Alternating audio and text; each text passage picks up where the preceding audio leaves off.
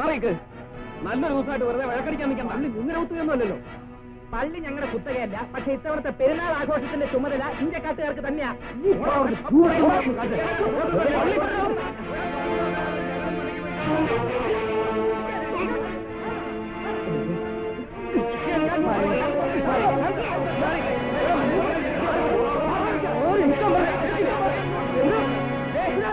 മാതാവിന്റെ രൂപത്തിന്റെ മുമ്പിൽ വെച്ചാ പറയണേ. എന്റെ മക്കളെ ഞാൻ തൊട്ട് കളിച്ച എല്ലാത്തിനും ഞാൻ കുന്നോളേ.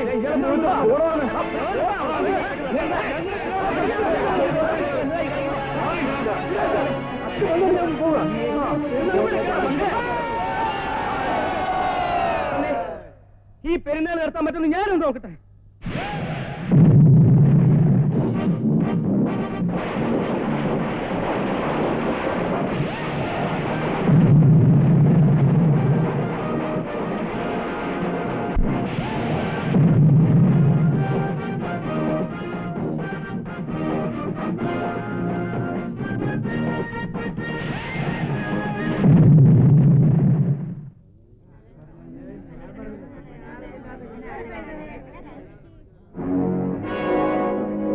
നാട്ടുകാരുടെ മുമ്പിൽ ഞങ്ങളെ കൊച്ചാക്കി അല്ലടാ.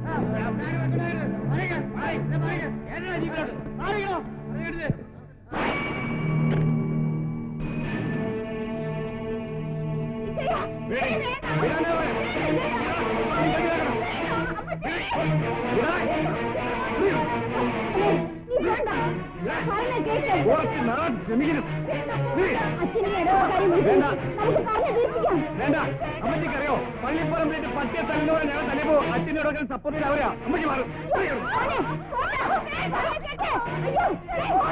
ഇങ്ങനെ ഇറങ്ങി വേണം. ഇന്ത്യക്കാരന്റെ മക്കൾ രണ്ടാണെങ്കിലേ നമ്മളെ 3 പേരുണ്ടാ.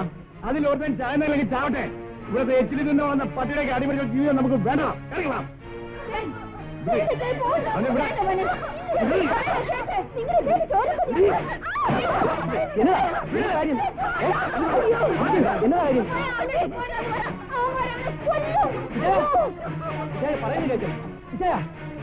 പോണ്ട.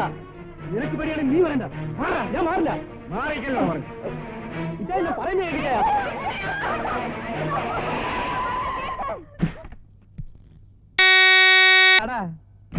ചെല്ലടാ ചെല്ല്. പോയി ബാക്കിയൂടെ മേടിച്ചോണ്ട് വാ. കിട്ടിയൊന്ന് മതിയായില്ലേ നിനക്കൊക്കെ? എടാ അവിടെ ഇഞ്ചക്കാടന്മാര് മാത്രമല്ല, നാട്ടുകാരും പള്ളിക്കാരും മുഴുവനും ഉണ്ട്. അങ്ങോട്ടിപ്പോ ചെന്നാലേ നിന്റെയൊക്കെ എല്ല് പോലും ബാക്കി കാണുകയല്ല. എന്താടാ പോകുന്നില്ലേ? ചെല്ലടാ. എടാ കരുത്തുകൊണ്ട് ജയിക്കാൻ പറ്റാത്തടത്ത് ജയിക്കാൻ മറ്റൊന്നുണ്ട്, ബുദ്ധി. അതാ നിനക്കൊക്കെ ഇല്ലാതെ പോയത്. കേറി പോടാകത്ത്. പോടാ. ആഹാ കല്യാണത്തിന് ഡ്രസ് എടുക്കാൻ പോവാ ഇതാണ് ഒരുക്കുമെങ്കിൽ കല്യാണത്തിന് എന്തായിരിക്കും? കൂട്ടുകാരിയൊക്കെ മാത്രം കല്യാണക്കുറി കൊടുത്തിഞ്ഞ് പോന്നാ പോരാ കേട്ടോ. കുജിയച്ച, ചുങ്കത്തറക്കാരുടെ കടയിലെ കുറി മാത്രം കൊടുത്താ പോരാ, പ്രത്യേകം എല്ലാരെയും ക്ഷണിക്കുകയും വേണം. ശരിക്കും വീട്ടിൽ ചെന്നാ ക്ഷണിക്കേണ്ടത്. തോമാച്ചനും മത്തായിക്കുട്ടിയും അവിടുത്തെ ജോലിക്കാരായിരുന്നില്ലേ? മുതലാളി മരിച്ചു പോയെങ്കിലും നമുക്കത് മറക്കാൻ പറ്റത്തില്ല. മതി ഇറങ്ങ്, ഇല്ലെങ്കിലേ ടാക്സിക്ക് കാശ് കൊടുത്ത് മുടിയും. എന്തിനാടാ വല്ലോന്റെ ടാക്സി കയറി പത്രാസ് കാണിക്കുന്നത്? നമ്മളെ അറിയാത്തതാണോ മത്തായിക്കുട്ടി? ബസ്സിൽ പോയാ മതി. അമ്മച്ചി, ഈ പെമ്പിള്ളേരും കാരിക്കറ്റി അവിടെ ചെന്ന് ഇറങ്ങുന്നത് ഒരു വെയിറ്റാ. ഇറങ്ങാൻ നോക്ക്, വാ. പോയിട്ട് വരും മക്കളെ. ഞാൻ ബാങ്ക് വരെ പോയിട്ട് വരാം.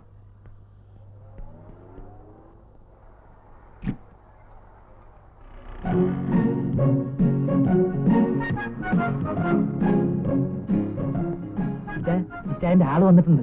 ആര്? ബീന. ആ, കുര്യച്ചനും ഷെർലിയും കൂടെ ഉണ്ട്. എന്നിട്ട് എവിടെ? പുറത്ത് കാരണത്തിരിക്കുക. നീ നല്ല പാർട്ടിയാ, ഇങ്ങോട്ട് വിളിച്ചോണ്ട് വന്നൂടെ? വെറുതെ നമ്മുടെ വെയിറ്റ് കളയരുതേ. വരാനുള്ളവർ ഇവിടെ തന്നെ വരും, വഴിയിലെങ്ങും തങ്ങൂല. എന്നാലും നമ്മൾ അവരെ വിളിച്ച് ഇവിടെ കൊണ്ടുവരുന്ന അതിന്റെ ഒരു മര്യാദ. അങ്ങനെ ഒരു മര്യാദയും വേണ്ട. തൽക്കാലം ഞാൻ പറയുന്ന അനുസരിച്ചാ മതി.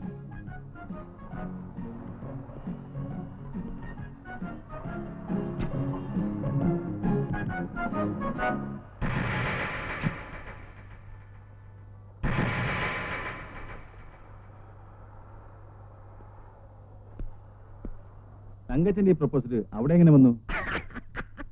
എന്താ ചിരിക്കുന്നത്? അതെ, ആ കഥ ഞാൻ പറഞ്ഞ നിങ്ങൾക്കത് ആഴ്ചപ്പതിപ്പിൽ നീണ്ട കഥയായി പ്രസിദ്ധീകരിക്കാൻ കൊടുക്കാം. വേറെ സ്ഥലത്ത് പെണ്ണ് കാണാൻ വന്നിട്ട് വീട് മാറി കയറിയതാ. ഈ തങ്കച്ച ആളെങ്ങനെയാ? അയ്യോ, വളരെ നല്ല സ്വഭാവക്കാരനാ. അല്ല, കല്യാണത്തിന് സിംഗപ്പൂരിൽ നിന്ന് ഡേവിഡ് വരില്ലേ? ഡേവിഡ് അവിടെ ഭയങ്കര ബിസിയല്ലേ? മിക്കവാറും അവൻ കല്യാണത്തിന്റെ അന്നെത്താനേ സാധ്യതയുള്ളൂ. നിങ്ങളെല്ലാവരും തലേന്ന് തന്നെ വീട്ടിലെത്തിയേക്കണം. ബോസിനോടും ചാക്കോച്ചനോടും അമ്മച്ചിയോടും പ്രത്യേകം പറയണം. പറയാം. വാ മക്കളെ, പോകാം. നിന്റെ വാക്ക് കേട്ട് അവരെ ഇങ്ങോട്ട് ക്ഷണിക്കാതിരുന്ന എന്നെ വേണം തല്ലാൻ. കല്യാണ ഡ്രസ്സ് അവര് ചുങ്കത്രയിൽ നിന്ന് എടുക്കുകയാണെങ്കിൽ പിന്നെ നമ്മൾ ജീവിച്ചിരുന്നിട്ട് കാര്യമില്ല. അല്ലേ ചായ?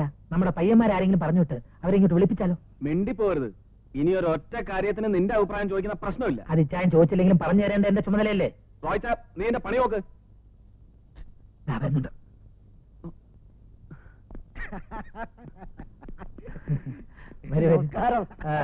ചുങ്കത്രയിലോട്ട് കയറി പോകുന്നതാണല്ലോ. കല്യാണം ക്ഷണിക്കാൻ വേണ്ടി പോയതാ. ഞാൻ പറഞ്ഞില്ലേ ഇവർ ഇൻവിറ്റേഷൻ ലെറ്റർ കൊടുക്കാൻ വേണ്ടി പോയതായിരിക്കും.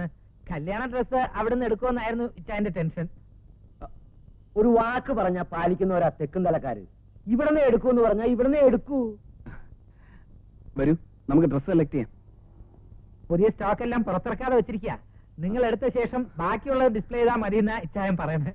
അല്ല, അത് പിന്നെ വാചകം ഇത്തിരി കൂടുതലാ. സ്വല്പം. അങ്ങനെയുള്ളവരെ എനിക്കും ഇഷ്ടം.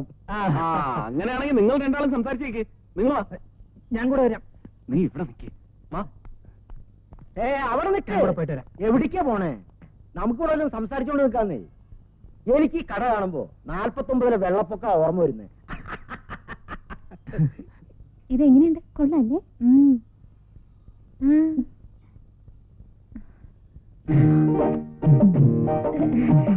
ഞാനിപ്പോ വരാം. ശരിയിലിപ്പോ വരാം.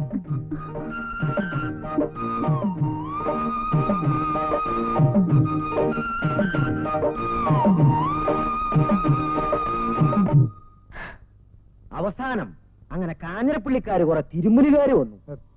കുടിക്കാൻ എന്തെങ്കിലും പറയട്ടെ? ഇപ്പൊ ഒന്നും വേണ്ട. എന്താ പറഞ്ഞേ? കുടിക്കാൻ എന്തെങ്കിലും പറയട്ടെ എന്ന്. അല്ല, ഞാനെന്താ പറഞ്ഞേ? കാഞ്ഞിരപ്പള്ളിക്കാര് കുറെ തിരുമുലുകാര് അവിടെ വന്ന് കയറി. ഞാനവരെ ഒതുക്കി. രാത്രിക്ക് രാത്രി. ഇനി കുറച്ചു നേരം ചേട്ടൻ ഇവിടെ തനിച്ച് സംസാരിച്ചോണ്ടിരിക്കുക. ഞാനിപ്പം വരാം.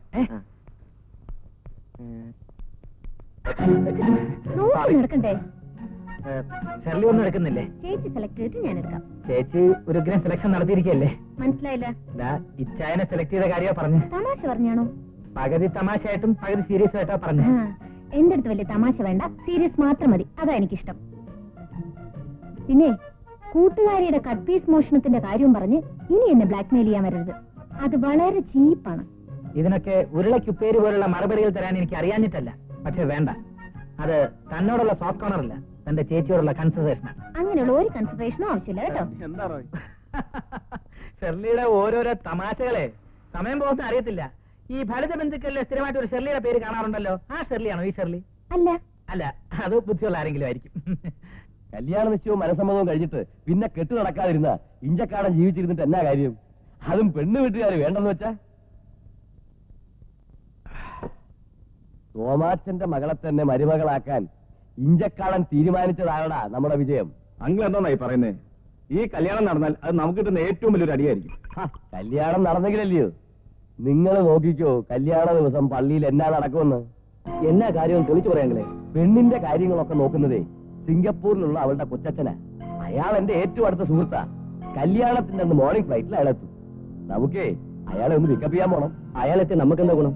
കാണാൻ പോകുന്ന പൂരം എന്തിനാ മക്കളെ പറഞ്ഞറിയിക്കുന്നേ?